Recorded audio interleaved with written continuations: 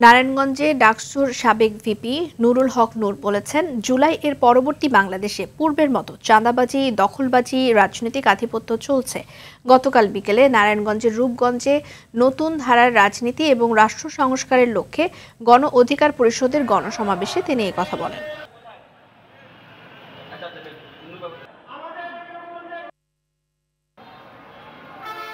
এই রূপগঞ্জের এইখানে কি আপনারা মনে করেন যে আগে যেখানে সড়ক থেকে, মার্কেট থেকে, ফ্যাক্টরি থেকে চাঁদাবাজি করত, জুটের ব্যবসা করত, মাফিয়াগিরি করত, সেগুলো বন্ধ হয়েছে?